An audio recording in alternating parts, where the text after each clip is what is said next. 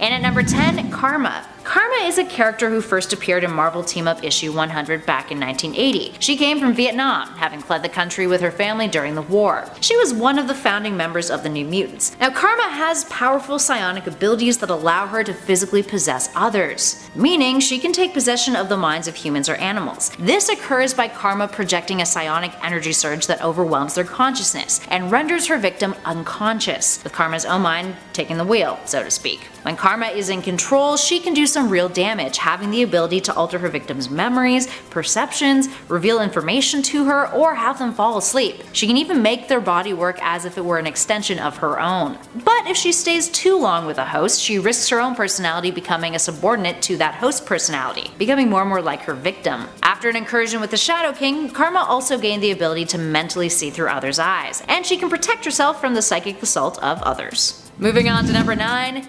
Joseph. Joseph, who only operates by a first name, is the clone of Magneto, but kind of sucks in comparison to him. This is why he's a bit baffling to some. He is a mutant clone who first appeared in Uncanny X-Men issue 327 from 1995, but he also died in a battle against the real Magneto and had a thing for Rogue really briefly. Now his abilities in theory should be the same as Magneto's if he's the iconic villain's clone, right? Well, that is not the case, hence why he's on this list. Sure, he is capable of generating powerful magnetic fields, but he can also generate electricity and electromagnetic radiation. And the real kicker? Well, he doesn't have the full range of Magneto's powers. He never demonstrated the same extent of those powers or some of the tricks that Magneto has been able to pull off over the years, like producing a wormhole. He lacks the mental barriers Magneto has, and therefore when he manipulates a ton of energy, he often causes damage to himself. Sucks for you, Joseph no last name.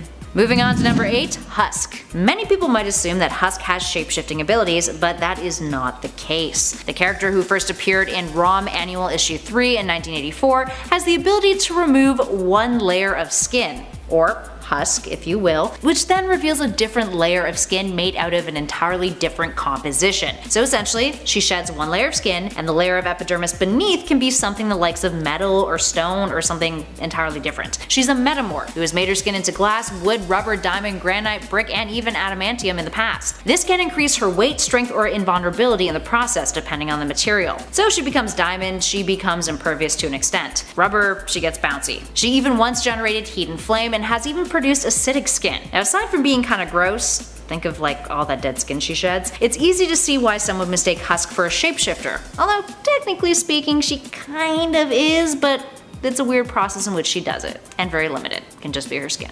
Number 7, you got Black Knight, or Dane Whitman. Now an older Avenger dating back to around 1967. He's actually the descendant of the original Black Knight comics. He gets his powers mainly from his magic sword. He became the Black Knight after he got his famous winged horse Aragorn. Now he joined the Avengers to defeat Kang the Conqueror originally. You know, he didn't really have any superpowers to begin with. This all changed, however, after he bonded with his teammate Circe.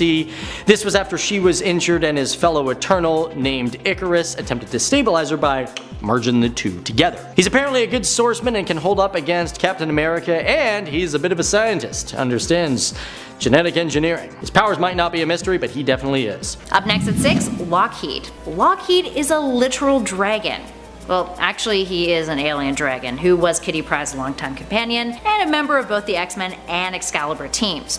First appearing in the Uncanny X-Men issue 166 from 1983, this little dude does a lot more than just your typical dragon stuff of flying and projecting fire. And he is also the size of a cat, which is kind of super adorable. Lockheed comes from a race of advanced dragon-like extraterrestrials who can travel through space via astral ships that transport their essence, which kinda seems absolutely absurd. Now because of his empath abilities, he's able to understand human speech despite not being able to speak it all that well, and is immune to telepathic probing. So he's not just a cat-sized dragon after all. Although, I mean, would you rather have a real dragon or a tiny dragon that was cat-sized? Personally, I would go for the cat-sized dragon.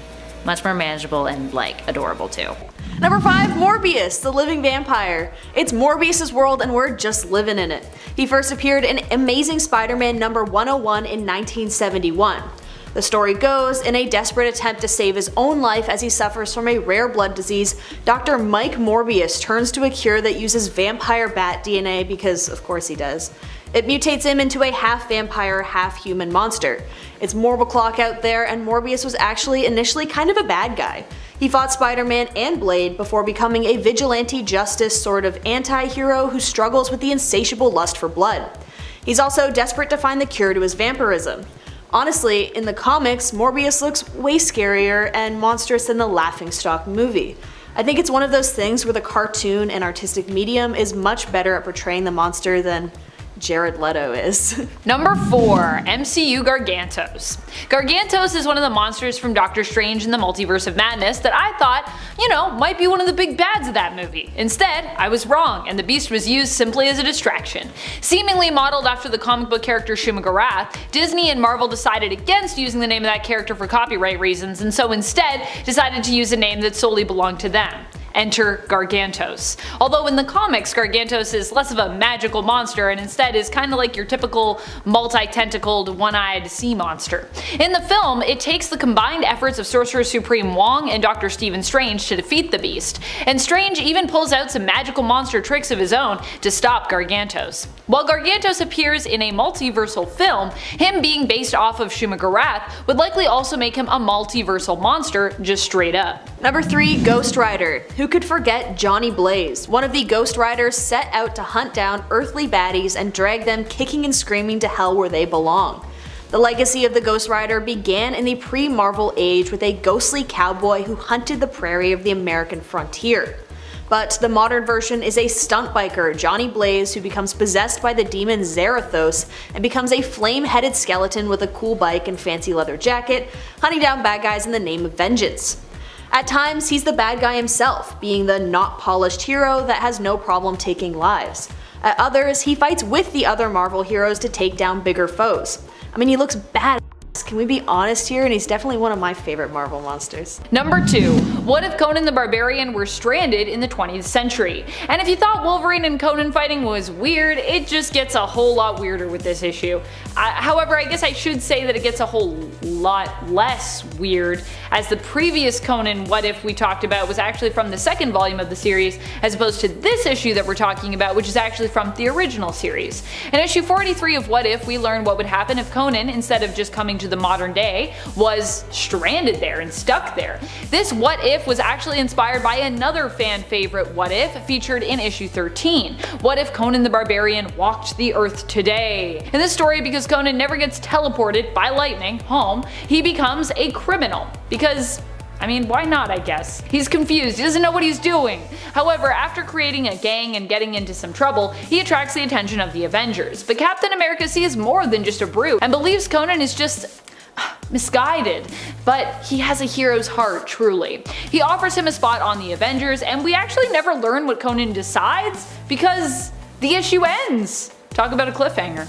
I don't know if we'll ever come back. Do we ever come back to that? It's like, will I call him? Won't I call him? And then the Watcher's like, well, I would tell you, but I can't because that's a story for another time. Maybe if we ever do it. Number 1. Shuma-Gorath. Quote, "Before all was, I was. Before time was, I waited.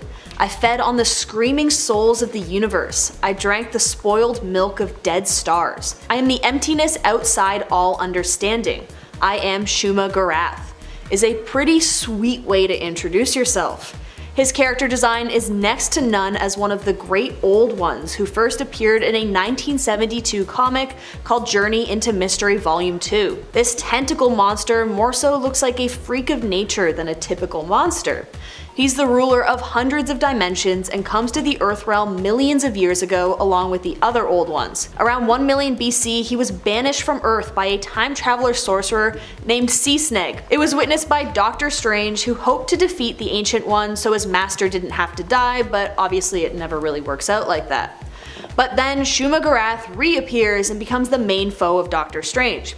While we can get into his whole villain arc with Doctor Strange, I would prefer to look at the other reality he appeared in with Earth 30847. He became an unlikely savior of Earth, and upon accepting that they thought of him as a hero, he ended up hosting a Japanese game show called the Super Monster Awesome Hour, which honestly, vibes. And at number 10, interdimensional travel, The Flash. Complex powers, yay! The Flash's second iteration in the form of Silver Age baby Barry Allen tends to take the laws of science and just twist them, making making them arguably inconceivable in our real world, but really neat to see on the panels of DC's comics. Of course, that lends itself to be a tad confounding. Such is the Flash's interdimensional travel powers. Now, according to the comics, the Flash can vibrate his body at a molecular level, which allows him to transfer himself between dimensions. Now, initially this was something that could only be achieved by his cosmic treadmill, but in later years he gained the ability to do this himself by increasing the intensity and speed of his vibrations. Now, to make things a little bit more complicated, adjusting those two factors acts as a means for a lot of the things that Barry can do, but more on that in a bit. Up next, number 9, talking to fish. Aquaman, of course. While Aquaman's ability to communicate with aquatic life has long been the butt of many jokes aimed at the DC's King of Atlantis, there's actually been some major retconning over the years when it comes to the scope of this ability and how it's defined, and just in general how people understand it. It's not just like chatting with a fish. For example, in the New 52, in the first issue of Aquaman, Arthur Curry is chilling at a restaurant when he's mildly harassed by other customers there, who make a point of saying that everyone knows Aquaman talks to fish. Arthur does not hesitate to clear this up, noting that, I quote, "Fish don't talk. Their brains are too primitive to carry on a conversation. I reach into their midbrains and telepathically push them to help me out. Squids, sharks, eels, it's all the same, though dolphins are another story." Now, many of the jokes surrounding Aquaman, primarily spawned from the Super Friends cartoon of the past, were dealt with head-on by Geoff Johns in this series, and it was actually a pretty solid start to the Aquatic Heroes New 52 comic. Now let's flash forward though to the Justice League Aquaman Drowned Earth Special 1 and Justice League issue 11, more recent Rebirth comics. DC started exploring grander concepts here, and similar to Barry Allen's Speed Force connection, Arthur Curry has a connection to something called Life Force, which apparently, according to Scott Snyder, could suggest that Aquaman might have the ability to communicate with all life. And yes, that is still pretty confusing, especially when DC has noted that they haven't changed Aquaman's powers, but rather just want to expand the meaning of them. Right. But hey, he doesn't talk to fish one-on-one, so there you go. That solves that question. Just leave it as the New 52 explanation. I'm sure people will be fine with that. Up next to number 8, one of my personal favorites, Batman's plot armor. Alright, here's that on this one, my friends. Batman has this uncanny ability to always manage to defeat foes who, objectively speaking, could straight up murder him 5 times over. This is because the Caped Crusader is always prepared. It's like his shtick. And it's his plot armor. Plot armor is a term that refers to a character's unusual ability to survive infinite damage due to their importance to the story. And who isn't more important than Batman? I mean, sure, you could argue Superman, but hey, the duo are pretty darn special and arguably the most iconic superheroes of all time. Anywho, just take a look at Batman's history and it's easy to see this happen. Hell, look at the Tower of Babel's story. Batman, being the paranoid and hyper-intelligent individual he is, literally came up with a plan to stop every single superpowered peer of his on the Justice League team, just in case one of them lost their shit and turned bad. I mean, in the long run, it was a good plan, but still, he's obsessive. And he's also rarely outdone because of that. He's arguably one of the only heroes who are a match for the Man of Steel, despite, not having any superpowers whatsoever. Money and brains don't technically count as a superpower, friends. And at number 7, Sage. Sage is a character who debuted back in 1980, appearing in the X-Men issue 132. And she has a variety of mental abilities that can often be a tad confusing. Think of Sage like a supercomputer. Her brain has unlimited storage capacity. She can recall anything at any time with perfect clarity, and the speed of her thoughts allows her to analyze her surroundings for data within seconds, almost instantaneously.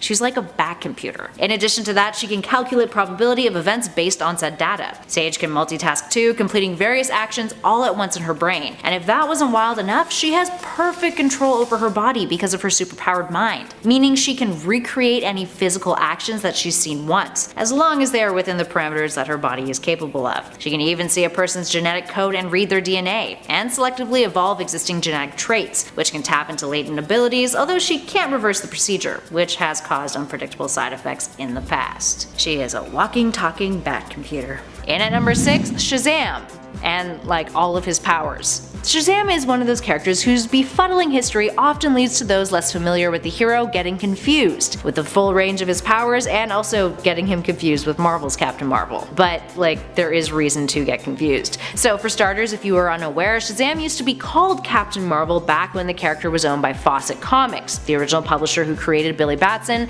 back in the Golden Age. Back then, he would say the word Shazam and he would be transformed from a boy to a grown man with superpowers. That still remains the same. DC though would eventually buy out the the rights to Fawcett properties after DC basically sued them for the character being too similar to Superman. Fawcett essentially went bankrupt. It's actually pretty tragic. Now by that time, Marvel had already published their Captain Marvel, so DC changed the character's name to Shazam moving forward so there wouldn't be any confusion and more lawsuits. If that wasn't confusing enough, let's take a look at the abilities that Shazam has. And also just to clear this up, when he says Shazam, the magic word, that is also the name of the wizard who gave Billy his powers, but it's also an acronym for what his powers do. Shazam is made up of the names and abilities of 6 immortal elders. First there's Solomon, who gives him his wisdom. Then there's Hercules, who gives him his strength. Atlas, who has stamina and invulnerability. Zeus, which gives him immortality, electricity generation and manipulation, power over lightning, and basically all things electric. Next up is Achilles, who gives him his willpower and superhuman durability. And courage. And lastly Mercury, who gives him his speed and flying abilities. All in all, there is a lot going on there, and it's a lot more detailed than what we just went through. It would be easy to see how some of those abilities could be confusing to some, especially when there is that common belief that Shazam is basically just Superman but goofier.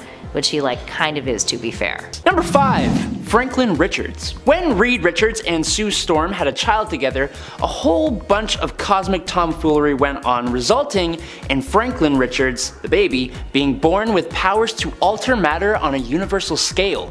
So in other words, he can basically manipulate reality on a cosmic level, which is an insane amount of power for a kid to wield. He's put mental blocks on himself to help control this power, but that doesn't mean he can't still do a hell of a lot. Some of the things this guy has done include: when all the mutants were destroyed by Onslaught, Franklin resurrected them all and put them in a universe that he just created. When Abraxas killed all the versions of Galactus, Franklin resurrected him. He's also resurrected Galactus and literally made him his herald. Recently, it was revealed that instead of being a mutant, Franklin actually altered every cell within his own body to appear like he had the X gene to fit in a bit more with the mutants. There is even a fan theory that Franklin Richards controls the Marvel multiverse to stop characters from aging throughout the many years they have been around, and it's honestly possible. Number 4. Doctor Strange. When looking at the rest of the characters on this list, it's kind of hard to see why the heck Doctor Strange is showing up here.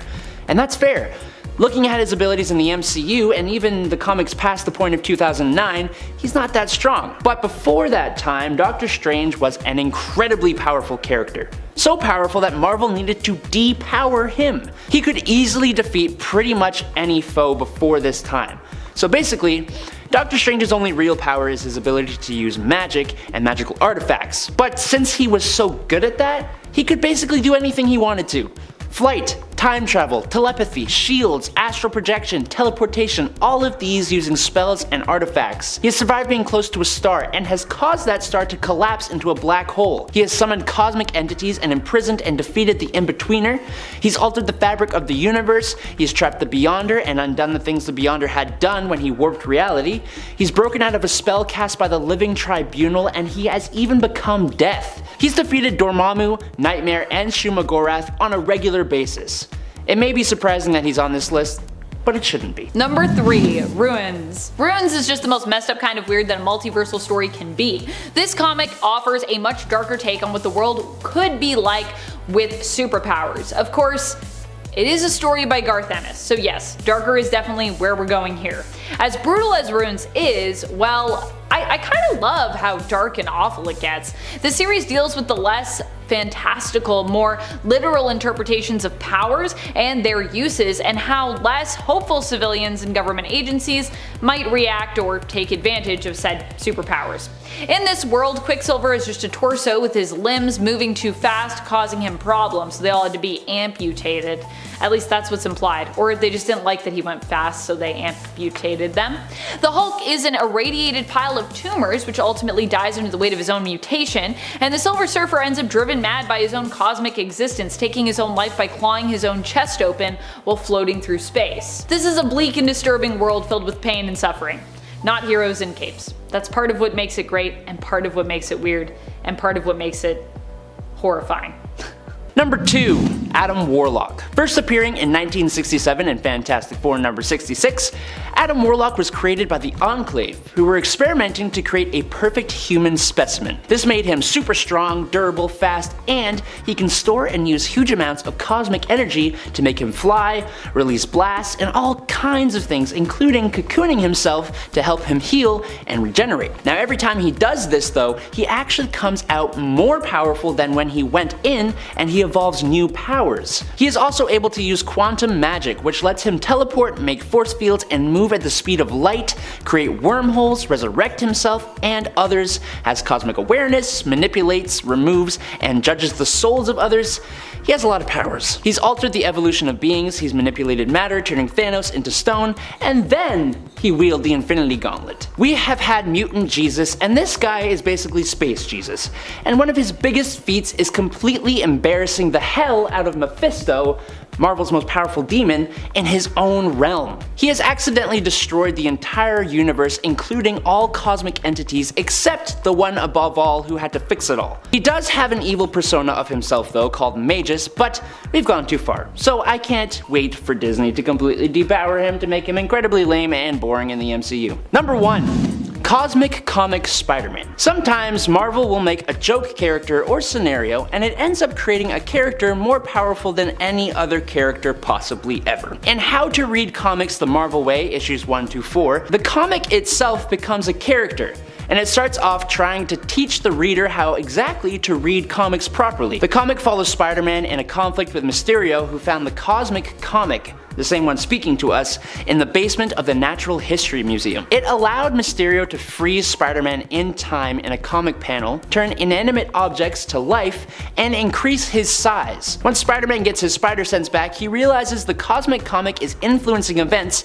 so he grabs the comic, thinking it's one of Mysterio's tricks, and tears it in half. After realizing the error of his ways, Spider-Man and Mysterio begin trying to write their own comics to use the Cosmic Comic to make their comics become reality. Thanks to the Cosmic Comic, they end up fighting across time, altering history, and Peter learns of the fact that he is a comic book character, seeing all of his comic book publication history. Taking in all this info, he fuses together with the Cosmic Comic, basically meaning he can control reality within Marvel Comics, which I think is even technically more powerful than multiversal power. He prints the comic he created, which has him saving the day and winning the battle, and it changes reality so that that's the outcome of the fight with Mysterio. So number 10, we've got Scarlet Witch. Now, okay, yes, I know some of you guys out there in the real world, you're gonna defend her and you're gonna say, hey, I know her powers, it's great, that's fantastic. So, let's get a little bit of a backstory here. So the first time we saw her was in 1964 in X-Men number 4. She had many appearances in comics over the years, and actually, when she first appeared, her first real big problem was that she didn't have really defined powers. That's right. Her powers initially were called hex powers, and she could just basically do anything and could cause random events to just happen. She pretty much was a wild card for any tough plot points that the writers had. So some things that she would do is, cause Ultron to short circuit randomly and even cause gas mains to just explode, and it wasn't until Kirk Busiek decided that her powers would be all about manipulating chaos. That's when we got a better picture. But however, that didn't really sit well, because by the time we got to the Avengers Disassembled series, she pretty much had the ability to warp reality. However, most people identify her as having chaos magic being used to her advantage. What is chaos magic? Well, your guess is as good as mine. Number 9, we got Miss Marvel, or Carol Danvers, appearing in 1968. Now, in the past, she has had so many problems. As a matter of fact, today she still has a lot. As a matter of fact, most people identify her as Marvel's version of Superman.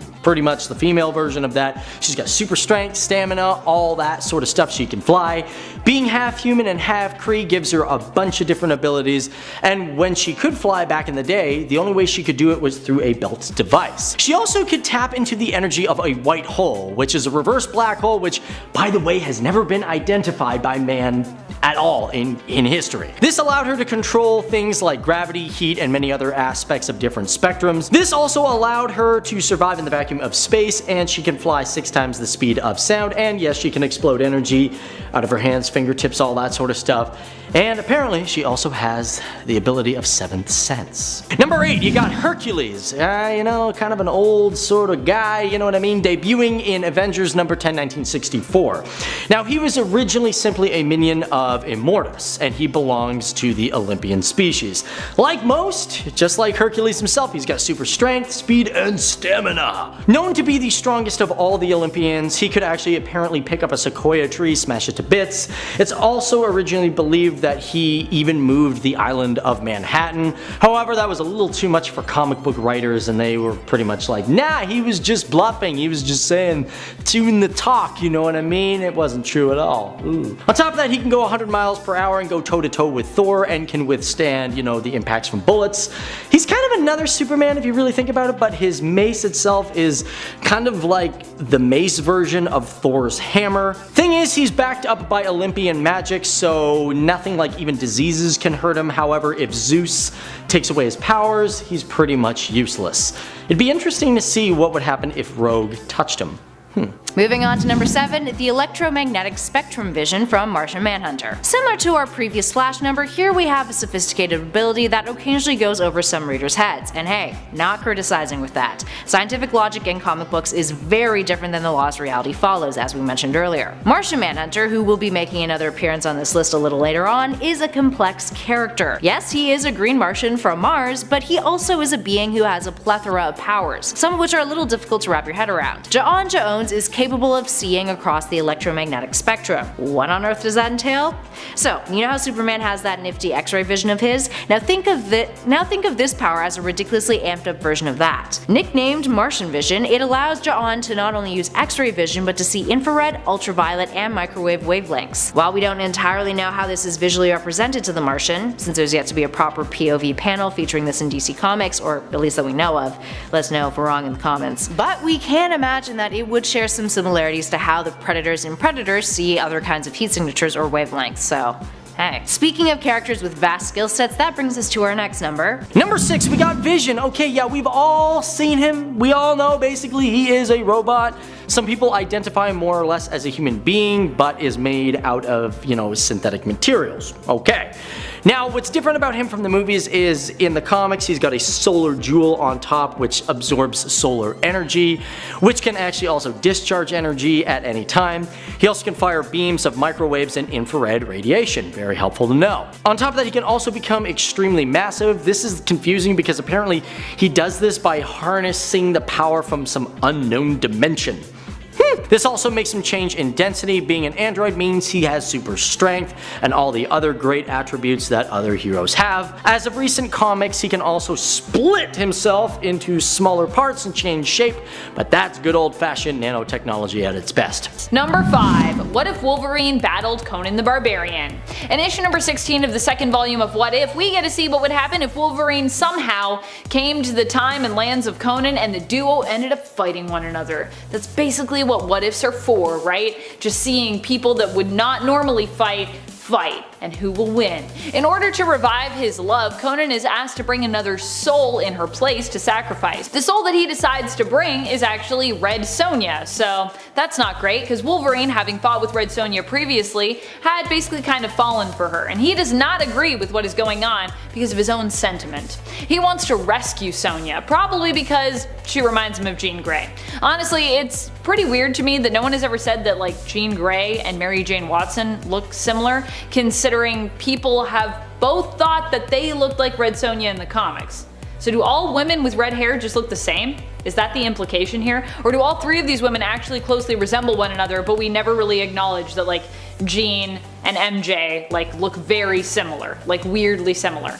And Red Sonja's in there too. It's like the trifecta of like redheads. In the end, Wolverine takes Conan's hand in a fight that the two have, and the two end up permanently swapping places, with Conan returning to Wolverine's home reality and Wolverine staying in Conan's age. Wolverine finds a happy ending with Sonja. Conan, not so much. He like sees Jean and then she goes full Dark Phoenix and then that's the end of that. Number 4. Age of Ultron vs. Marvel Zombies. Another even more bizarre story coming at us from God Emperor Doom's Battle World. This comic was all about the world that existed outside, actually, of Doom's Battle World, known as the Deadlands. And if you didn't like living by Doom's rules, well, you certainly wouldn't like this. But this might be where you would end up. Defy Doom, and this could be a place that he put you. Age of Ultron vs. Marvel Zombies explored these Deadlands that were watched over by Annihilus's insect creatures. And yeah, it's about as wild as it sounds. Around every corner, with the flip of every page, awaits more gore, folks losing their heads, and monsters, monsters, monsters!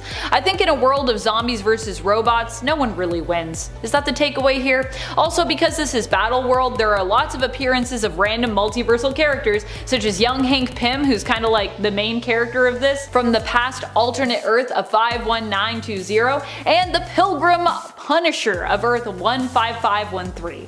At least he looks like a Pilgrim Punisher. I like that he still has his skull shirt though. So he's like got the hat, he's got the coat, and he's like still got this like very 80s style looking logo and shirt. Number 3. Nate Gray. For a guy named X-Man, he's gotta be a powerful character. And he is. Nate Gray comes from the Age of Apocalypse timeline. He was created by Mr. Sinister using the DNA of both Scott Summers, Cyclops, and Jean Grey. There are a few characters who are a child of these two mutants, namely, there's Cable. Now Cable has huge psionic abilities, but because of being infected by the techno-organic virus, almost all of his energy goes towards keeping himself alive. Nate Gray is basically Cable, but without that limitation. When he first came into the 616 reality, he was able to hide himself from Cerebro, which is supposed to be impossible. He is described as being on the same level of Jean Grey harnessing the Phoenix Force, which is one of the greatest threats the X-Men and the world has ever faced, and he is described as an Omega level living god. He can read the minds of others, he can sense the emotions and histories left on objects, he can detect rifts in space and time, he can move into the astral plane where he can see the future, and after he had a bit of practice, he could even increase the power of other mutants. He has cured cancer, destroyed cities on the other side of the Earth during a nightmare, manipulated matter to a cosmic scale, and traveled through space and time.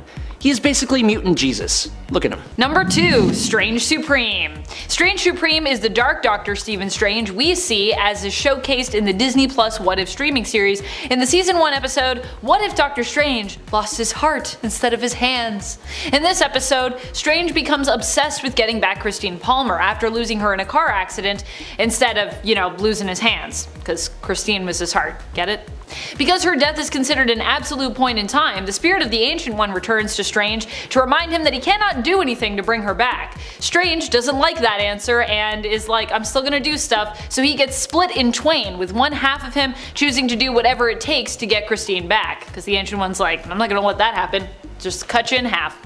This prompts him to turn to the dark arts, absorbing various creatures and monsters from the universe in order to get as much power as is needed to reverse Christine's death. In the end, this Strange of the multiverse becomes more monster than man, defeating his other half by reabsorbing him and breaking the universe to bits when he disregards all warnings and brings Christine back to life anyways once more. Doesn't even work out well because Christine's like, dude, you're like super evil, I'm like not here for this. Number 1. Marvel. Even saying the title sounds just like an experience. I don't even know where to start with Marvel because this continuity feels so just like non-existent here. There's no through line. The story is meant to be about Kal-AOL, a play on Kal-El, a kid from the future who is sent back in time to save the world and to save himself. In the future, you see the world is about to end. Fortunately though, that doesn't happen. While Al doesn't have any powers, he somehow is moderately successful as a hero. After the world doesn't end, his parents send the time machine they originally sent him through back in time to pick him up. But Al decided to travel back in time to the beginning instead. There he meets maybe God, and also learns that Wolverine evolved from an otter and dinosaurs can talk. With every issue in this story, you ask yourself, how can it get any weirder? And then it somehow does that. Also, what's up with these covers? They're almost completely unrelated to the plot of the comics. I guess sexy ladies sell comics, and so who needs a plot was the thought process with Marvel. At least with the covers. And maybe with the inside of it as well. because I don't really know what the plot is about. Number 10, Undead Brother Voodoo. This version of Brother Voodoo hails from Earth 666, ooh spooky, where he is part of the Undead Avengers team. While still technically a hero, he's also still technically a monster. The Avengers of Earth 666 are all considered members of the Undead, with each of them technically being some kind of monster, some version of undead, if you will. Jericho Drumm in this universe appears to be some kind of poltergeist-like ghost from his appearance here. I don't know if he's specifically a poltergeist, I just think of him that way because of his glowiness. I don't know, reminds me of the movie Poltergeist.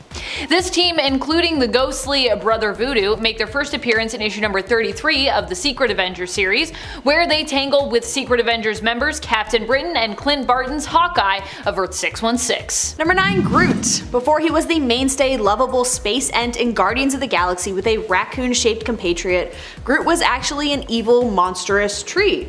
He first appeared in Tales to Astonish number 13 in 1960. The tagline in the comic itself was, quote, "Where Groot walks, death follows." He was also entirely obscure before being thrust into the pop culture fandom when Marvel decided to turn their C-list team, Guardians of the Galaxy, into a phenomenally massive success. He was originally a throwaway monster, and his original comic, before 2012, was worth $2,868, which isn't small by any means, but after the movies premiered, it was worth $19,000. In the comic, Groot belongs to a species called Floral Colossus, although they're also just called Groots too. During his early life, the Floral Colossi rule over Planet X, and Groot was an outcast amongst his people. He became friends with the inferior species called the Undergrowth, a fungi-like species also on the planet. Groot is eventually forced to flee his homeworld after he kills another Colossus while defending an Undergrowth. Before the movies, Groot also appeared in 2 other comics, one being The Incredible Hulk, where he more so resembles his original appearance rather than the huggable tree we know today. The Hulk comic released in 1976, and then lastly he was in Annihilation Conquest number 6 in 2008. It was the first appearance of Groot as his modern rendition, smaller, skinnier, a bit more approachable than the Godzilla-style tree we knew before. He also joined the Guardians of the Galaxy lineup in this comic alongside Star-Lord, Drax the Destroyer, and Rocket Raccoon. Number 8. Rune King Thor. Thor is an incredibly powerful character who has been around forever, as I'm sure everyone knows. But after Odin passed away, Thor became the king of Asgard, and he sucked. He did a lot of unking-like things. But to fix all that, he uses time travel to go back and just reverse it all. But now Loki has orchestrated a whole thing, resurrecting Surtur and Ragnarok, creating new hammers and attacking Asgard, ending the lives of many significant Asgardians and just being a real pain in the bum. Thor is visited by the personification of the Odin Force in the form of a little kid who tells Thor he needs to gain wisdom. So to do that, Thor follows after his late father and goes to the Well of Mimir, sacrificing both of his eyes and drinking from the well in order to gain the knowledge that Ragnarok is an endless cycle. He then goes to Yggdrasil, the World Tree, and hangs himself there until he actually passes away. Doing this imbues him with rune magic, which gives him knowledge of the future and the past and the ability to control the present, and he's saved by Odin's spirit before his soul can be claimed by Hela. He returns to Earth with both the Odin Force and this new rune magic. Using these forces, he is able to erase the man god from existence with a single touch. That's one of the most powerful beings in the multiverse that even Odin was afraid of. He defeats all the forces of Loki, including Loki himself. He recreates his hammer and uses it to literally destroy reality with a single swing. Number 7, Marvel Zombies. It's an entire pantheon of characters, from Spider-Man to Hulk to Captain America, but all zombified. The zombie versions of beloved heroes were first introduced in the pages of Ultimate Fantastic Four and became instant hits. In typical Marvel marketing genius, Marvel spun the zombies into their own book written by none other than Robert Kirkman. Robert Kirkman is the same bearded guy behind a television show you might know called The Walking Dead. The comics ran from December 2005 to April 2006. It starts in an alternate Earth called Earth 2149, where an unknown hero crash lands from another dimension. He comes with a, quote, hunger, which infects the Avengers, the X-Men, and the Fantastic Four, along with basically every other major superhero you can think of. It's intense, and the adventures of the zombie heroes usually have more mayhem than most mainstream comics do in their entire run. It's all about damage and impact, and oh boy does Kirkman deliver on that. Peter Parker eats Aunt May. I'm serious, look it up. After an episode of the Disney Plus series called What If Zombies, there were talks of Disney also creating a spin-off series based on and named after the Marvel zombies, so keep an eye out. Number 6. The Yeti. This Yeti is relegated to another universe because of the series it appears in, which was intended to be, good for young readers and children, and which was said to exist outside of the main continuity. This Yeti we are talking about here appears in Spidey Super Stories in issue 16. Oh boy. In this team-up book, we see Spider-Man go on adventures that are more kid-friendly when it comes to reading, ideally therefore serving the purpose of helping kids learn how to read, which is important. The Yeti hails from Earth of 57780, and while he might seem like a monster by the end of the story, Spider-Man, also of Earth 57780, seems to have ascertained that the Yeti really is not a bad guy, but is just homesick. He's just stealing a lot of ice cream. So he attempts to help the Yeti by getting him safely home so he can be cold again. Yay. And at number 5, Green Lantern's ability to create kryptonite. Green Lantern's ring can do a whole lot of stuff aside from creating light constructs. It can store a whole lot of crap, including a whole planet, which is kind of insane. But that's not the ring's ability that we're focusing on today, despite how silly that may seem to some. In 1999's Superman Man of Tomorrow issue 13, Green Lantern busts out a brand new trick that seems like a Deus Ex Machina of sorts. Superman was on a rampage, and Martian Manhunter was like, yo, I'm gonna use my telepathy to read the formula for kryptonite from Superman's mind. Yes, just keep following me here, friends. Then he sent that formula to Green Lantern Kyle Rayner to duplicate as a means of fighting the Man of Steel. Supes managed to evade the attack, but it still felt a little extra, almost devaluing the rarity of kryptonite as an organic material. I mean, if Green Lanterns can just create it, like, Superman would pretty much be dead if that got into the wrong hands. Just saying. It makes no sense. Up next, number 4, Zorn. Zorn is a confusing character to begin with. Is he his own dude? Is he Magneto? Does that mean Magneto can do a bunch of other stuff like manipulate gravity and turn his sun head into a black hole? Lots of questions, friends. So, for starters, Zorn is a dude who first showed up in New X-Men Annual 2001 as a Chinese mutant who had a star for a brain. That's why he wears his little helmet. He ended up becoming the subject of an incredibly confusing retcon, in which he was revealed to be Magneto, who had actually died in the Planet X storyline prior. It made little sense. Then it was revealed in Excalibur Volume 3 Issue 1 that Magneto never died at all, which meant Zorn wasn't actually Magneto, and that led to a whole confusing storyline that featured Zorn's brother, who was kind of like his twin, and overall it was just a big mess. Now that could largely be the reason why so many fans find Zorn and his abilities perplexing. But even when Zorn was revealed not to be Magneto after all, his brother shared very similar powers to him, and was technically the second Zorn, and there were a bunch of major differences. Rather than having a sun in his head that his helmet covered, his brother had a black hole there. I mean, similar but very, very different things. The original Zorn also had healing powers, electricity and magnetism generation and manipulation, the ability to teleport via time-space wormholes, gravity manipulation, telepathy, and was self-sustaining. So yeah, that's a whole lot of powers to cram into one dude who may or may not be Magneto, but probably wasn't. Baffling. Number 3, we've got Moonlight, that appeared in Werewolf by Night number 32. That was hard to say. 1975. Mark Spector is his alter ego. He is human. He's got a lot of similarities between him and Batman. Started off as a boxer, a costumed hero. However, he got his superpowers after he visited an Egyptian moon god. And yes, that means he gets a certain amount of strength depending on the phase of the moon. Apparently, at one point he even lost his powers because he was disobedient. Yo, you bad Moonlight. You said and now you're done. I don't know what that means. It's also been said that Moonlight has multiple personalities which make him immune to psychic attacks. He also uses what is known as carbondanium armor, which yes, is not a real armor. This allows him to lock joints and so he can lift more. On top of that, he can jump out of his armor and use it to hold buildings from falling over, which he's done in the past, and then he's fought villains in his underwear. Oh yeah. Does not fly anywhere. He has the mooncopter, kind of like the bat plane. I don't know why Marvel has not got sued for that. And at number 2, Maggot. Maggot is a character that we've discussed a handful of times on our channel thanks to his absurd abilities. He has a slug-based digestive system. Oh, and he also is psychometric. Now, First appearing in Uncanny X-Men issue 345 from 1997, Maggot is a fellow whose digestive system is quite unique. Where his intestines should be, he has a hollow cavity that's home to a pair of semi-sentient slugs, or maggots, hence the name. He's named those slugs Eenie and Meanie. Eenie and Meanie can burrow themselves out of his torso, and at super fast speeds, they attack a foe or object with a powerful enzyme, which then processes and digests said object, or person. From there, they come back to Maggot, crawl back into his hollow cavity, and then transmit the food energy they collected to him, which then can supercharge him and allow him to do a variety of things like increase his strength, physical size, his sturdiness, stamina, etc. If the slugs don't re-enter his belly, this process does not work. And in the past, he's actually lost one of his slugs too. He doesn't get another one. He's left with one slug, which means I guess half of the abilities of digestive power with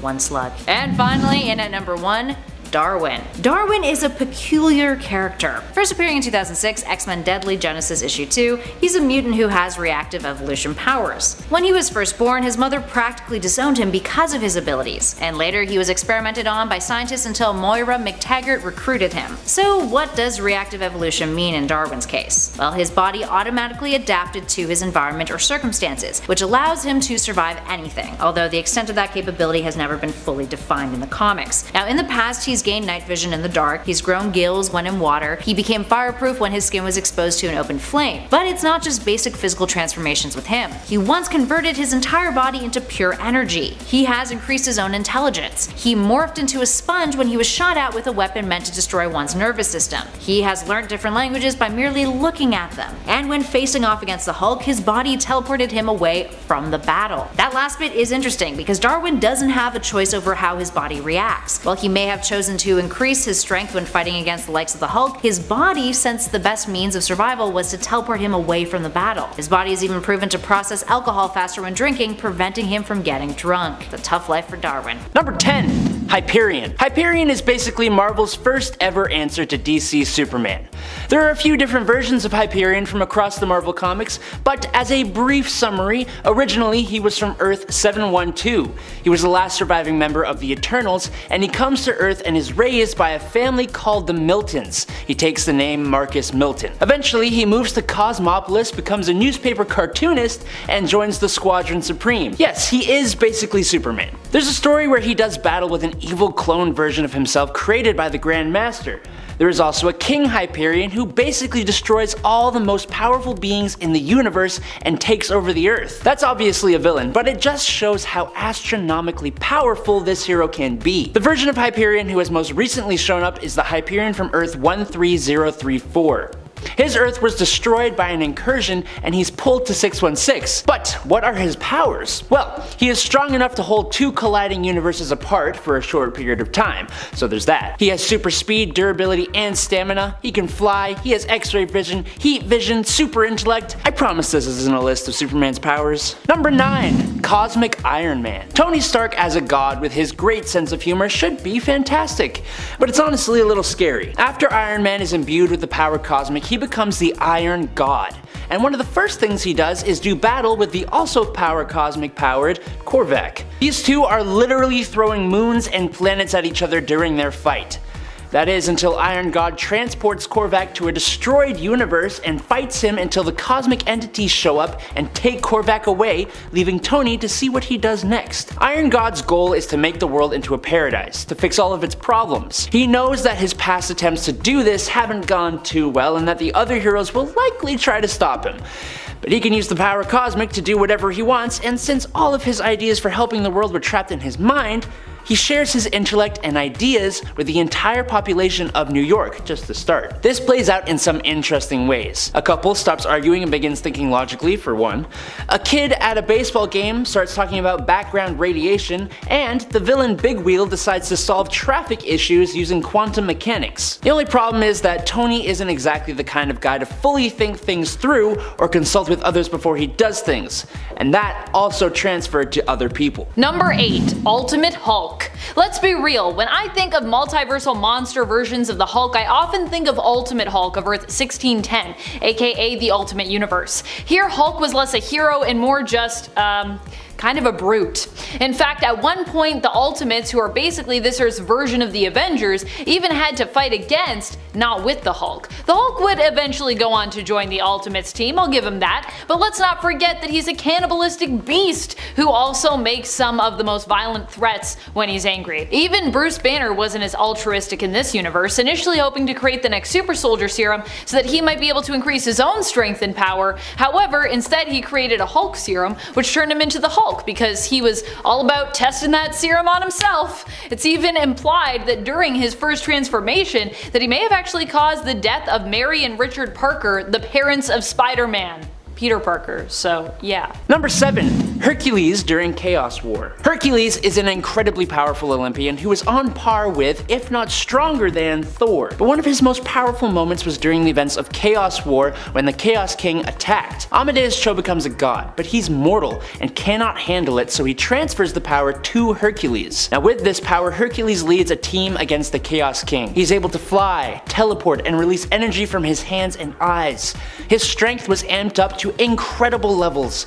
His footsteps created shockwaves, and he was even able to come out on top in a confrontation with the Council of Godheads, which is basically a group made up of the chief deities of all the different pantheons. He could summon Galactus and Eternity against their will, and defeated a Chaos King Zeus who just defeated Galactus with a single punch. He could give others power too, giving all the heroes the power of flight. He could grow to the size of a planet to fight the Chaos King with his fists, eventually defeating him. But to close out the story, Hercules uses his power to undo all the crazy stuff that the Chaos King did, and he became mortal again.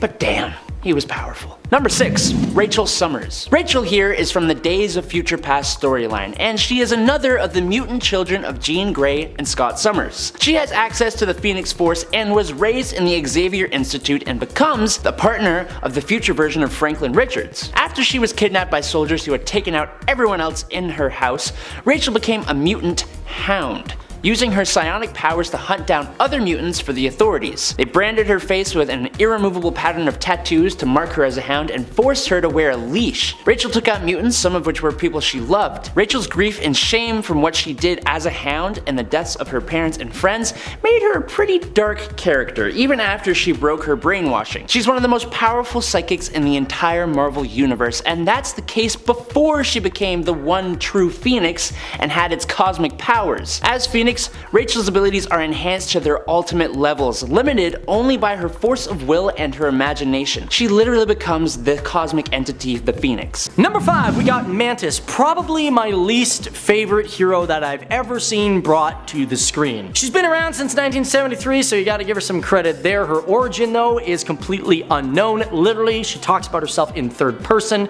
and she says this one came from a place she must not name. To reach a place no man must know. So I guess, you know, you don't really know where she's from. She also trained in martial arts, boom bam, that's good, and she apparently can even, or at least almost beat Captain America. Her biggest and strongest power is obviously using psychic empathy, which means she can feel other people's emotions, man. Basically, she's Deanna Troi from Star Trek. This allows her to figure out also a person's weak spot where she can immediately, boom, knock them out. She's apparently really strong, and with that, she's never ever, well, only once has she ever lost in a hand-to-hand combat situation. On top of that, she has the ability to meditate and heal herself. In some series, she can even sense the future. And at number 4, boom tube creation from Cyborg. For starters, boom tubes are already mildly confusing. Let's begin with that. Boom tubes are an extra-dimensional point-to-point Einstein-Rosen bridge that are typically opened by a mother box and used as a means of transportation primarily by residents of Apocalypse and New Genesis, New God stuff. While often opened by a mother box, there's a handful of heroes out there who are capable of opening themselves, one of which is Cyborg. The New 52 version of Cyborg altered the hero's origin slightly by having parademons invade Star Labs after Victor was converted into his cybernetic self. After arguing with his father about what he had been transformed into, he then chased down a parademon and saved a woman on the street from it. But in the process, he absorbed something from a parademon, boom tube technology, which allowed him to transport himself or other individuals. All in all, it is an ability that kind of felt like it was tacked on, but hey, not gonna complain. Moving on to number 3, Dazzler. Dazzler is often one of the most ripped on mutant characters in the comics, thanks to her publication origins. Initially, Dazzler, aka Alison Blair, was commissioned by Casablanca Records in 1978 as an animated special multimedia cross-promotion called The Disco Queen. Casablanca would bail on the project thanks to financial concerns, but the Disco Queen would live on, first appearing in the Uncanny X-Men issue 130 in 1980 as Dazzler. Dazzler's abilities, which are yet another source of her history of mockery, include the power to convert sound into light beams of various forms and intensity. She is also a trained singer, actress, and dancer, and of course is a highly accomplished roller skater. No joke on that last one. Arguably, the sound conversion trick of hers is the most confusing. She takes sonic vibrations which reach her body and transduces them into light. She has a large range of frequencies that she can do this with all kinds of sound pressures regardless of complexity, dissonance, or randomness being changed and converted. Meaning a song and the sound of a car skidding could both be converted into light. So, what do these light beams do? This is where it gets even a little bit more baffling. She can temporarily blind people by creating a pulse of light of several thousand watts. She can create a cascade of sparkling lights that messes with people's equilibrium. She can create a strobe effect, which is no good for people who have epilepsy, and she can create rays of light that use patterns to produce trance-like effects in her victims. Dazzler can generate enough ultraviolet light to melt large metal objects. She can even use those light rays to create holograms and has used light energy to generate flight, which I don't quite understand, but that's okay. The more you know. Moving on to number 2, quantum tunneling. We're talking the Flash here, friends. Quantum tunneling is just a fancy name for phasing. It is the Flash's ability to vibrate at such a high speed and at such a high intensity that he can pass through solid objects. See what I mean about those two things being a factor in like a bunch of his powers? And here's where it gets real fun and bewildering. In the New 52 and Flash issue 3, Flash depicts the ability to transfer his quantum tunneling to objects that he touches. He phases a whole airplane through a bridge. Scientifically, we're not even going to try to explain how that is possible. We just know that he becomes practically invisible, and in order for this to work, he needs to calculate the frequency of his vibrations, or else it could get real messy. Like phasing through an object halfway and then, getting dead. It's also a power that has varied amongst different iterations of the Flash, with Barry Allen seemingly having better grasp over it than Wally West. And finally, in our number 1 spot, the 9 senses of Martian Manhunter. Human beings have 5 senses. Martian Manhunter? Well, he's got 9 of them. Aside from being a concept that is strenuous to comprehend, we can't help but be slightly perplexed by what on Earth, or Mars rather, all of those senses possibly do. It almost seems like a completely made up ability that DC just threw into the character's skill set for the fun of it. So out of the 9, 5 are the human senses that we have, but the extra 4 have never fully been defined in the comics. There is a fan theory that one of his 9 senses is a precognitive one. In Martian Manhunter's early days, the character exhibited precognitive abilities. Regardless, Ja'on's 9 senses tops our list simply because there is no possible way for us to understand them, simply because they've never really been explained to us. And also, humans can probably better sympathize with 5 senses than a whole extra 4 that we don't have. All we can really do is speculate. We know that Martian vision isn't considered to be one of them, and thanks to JLA Year 1 Issue 6, we know that if his eyes were removed, he would still have the other 8 senses, meaning the additional 4 have nothing to do with vision. But thanks to Jack Kirby, there is reason to believe that those 4 senses are chopped up to abilities that he was shown as having in Detective Comics issue 226, in his second appearance ever. Those include telepathy, telekinesis, empathetic precognition, and molecular hypnosis, although those tend to be listed as separate powers of his these days compared to being one of the 9 senses. So all in all, a little confusing. Oh boy. Number 10, Shame of Thrones. Weird, but in a great way. Because for this story, we are heading over to the alternate reality belonging to the Little Marvels. Over in the Infinity comic Giant Size Little Marvels issue number 4, we get a glimpse into Dr. Von Doom's lair and his evil game night, which apparently happens every other Tuesday, according to Magneto. However, the whole issue consists of a tangent where the invited villains complain that Doom is the only one who gets to sit in a throne while they game, whereas they're all relegated, to normal seats. Doom argues it is because he's the most accomplished ruler among them all, and that he answers to no one. However, his mom has something to say about that. Vicky? Number 9. What if Sergeant Fury had fought World War II in outer space? I was literally going to just say that to introduce the story, but then of course it's already been said because that's the name of the story. In this comic we get to see what it would be like if, in addition to the general opposition during World War II, there were also aliens involved, who wanted to, of course, invade Earth. As such, the Howling Commandos take to the stars to fight against German World War II soldiers in addition to alien invaders known as the Baytans. Did I also mention that Nick Fury is still smoking throughout this entire issue, even while he's wearing a space helmet? While some things would change in this scenario, it seems others would remain the same. How do you even smoke in a space helmet? That seems like it would be terrible. And friends, before we move on to this next spot, if you are loving this list and you want more multiversal Marvel lists, be sure to let us know by giving this video a thumbs up. Number 8. The Final Showdown. Mutant X really had a whole series, but for the purpose of this list, we're just going to focus on one of its story arcs that takes place in the alternate reality of Earth 1298, as it was a 32 issue series, so I mean a lot happened. The basic idea here though is that instead of X Factor, we have a non-government or corporate mutant team known as the Six. Havoc in this reality ends up with Madeline Pryor, and the two of them have a child together named Scott. Yeah, it's a little different than 616. Here Maddie does become the Goblin Queen, but like how we have the Phoenix Force, she becomes infected with the Goblin Force and its influence, turning her dark. Initially, Maddie is actually known by her hero mantle, Marvel Woman. As such, Havoc and their son Scotty must fight against the Goblin Queen. After a long build-up where no one is able to stop Madeline, it's revealed that Scotty is able to due to his insane level of power. He rids his mom of the Goblin influence, but also banishes her in the process. Don't worry though, just like in main continuity, Maddie would return here as well. I believe she gets banished to like the center of the earth. It's a weird place, but it's a pretty good place, I would say. Mutant X, should you read it? Nah, I think you should read it. I think you could read it. I don't know if you should, but you definitely could. Number 7. What if the X-Men had lost Inferno? I love this comic, mainly for the panel at the end where Alicia Masters Storm whispers to her newborn babe, "I love you, baby." I think it might be one of my all-time favorite panels ever, actually. But there is lots of weird stuff to love from this issue, including the fact that Doctor Strange and Rachel Summers also randomly deliver this baby at the end. In this What If, we imagine what would have gone down if the Goblin Queen hadn't been defeated and instead was victorious. One of the things that would have come about? Her unleashing the beast within Wolverine and turning him into a villain who devours babies. Also, Rachel becomes trapped and later freed from being a bridal mannequin? I think that's a thing that happens here. That's definitely looks like what's happening. Also, I love Rachel as a bridal mannequin.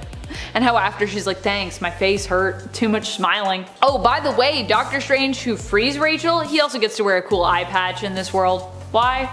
Because he's Doctor Strange. He gets an eye patch. I like it. Everyone should have eye patches. I want an alternate reality where everyone has an eye patch. Number 6. Ghost Racers. This is a series that comes from the Battle World pocket dimension that was governed by God Emperor Doom. Just like we had the Thor Corps, here we have the Ghost Racers, which is basically like its own category of racing, creating an organization or like even a company out of that set form, like NASCAR.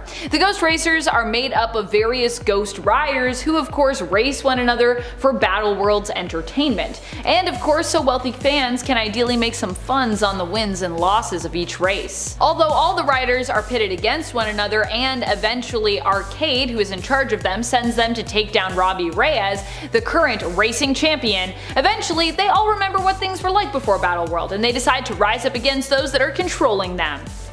Which I love. Also, I just love the idea of like just a group of racers that are just all ghost riders, and they're like, we race each other for fun. This is what we do now.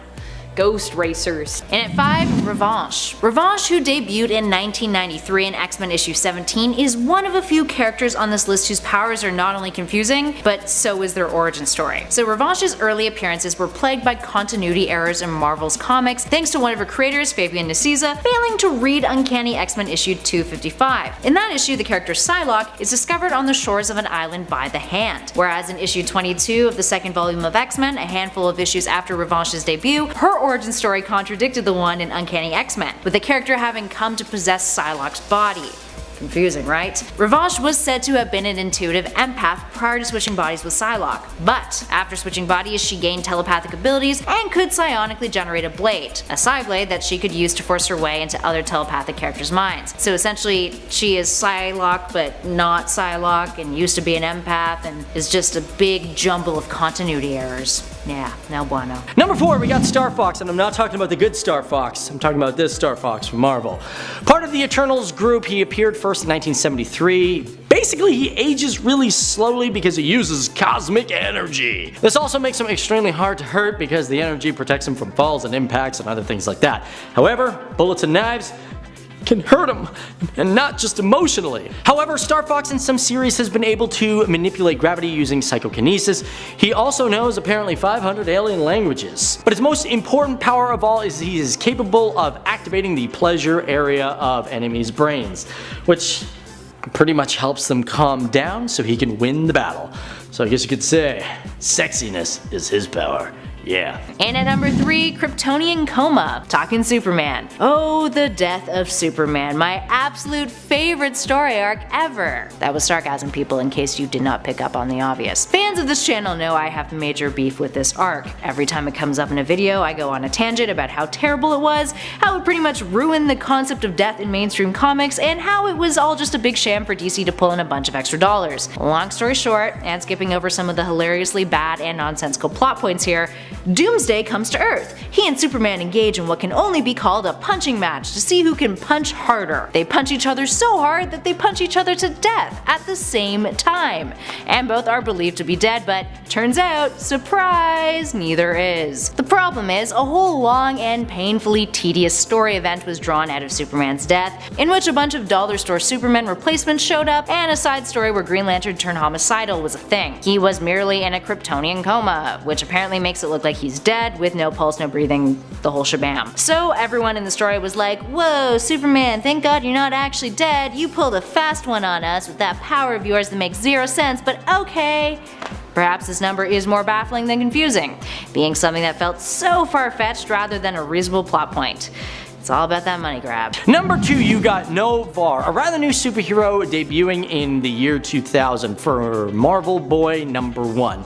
Now he is part Kree, part cockroach.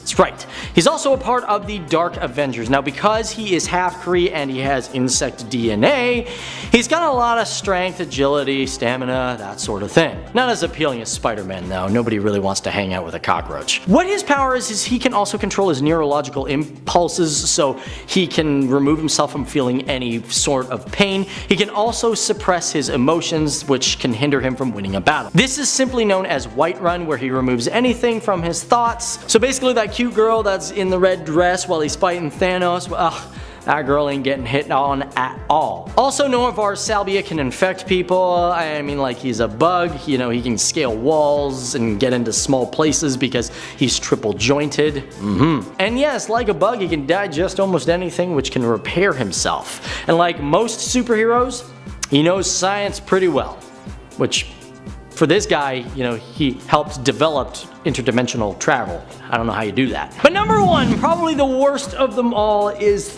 3D Man. Oh god. Debuted in 1977 and should have stayed there. Basically the story is Chuck Chandler was captured by the Skrull invaders and he got turned into a 2-dimensional being. However, his brother Hal ended up putting on these glasses and could see his brother, and if he concentrated hard enough, boom, Chuck materialized into a 3-dimensional weird being. Basically done obviously through the advancement of radiation, of course. But the thing is, apparently when Hal puts on the glasses, it renders him unconscious, and of course, you know, 3D Man goes to fight the world. 3D Man also has superhero strength, and you know what?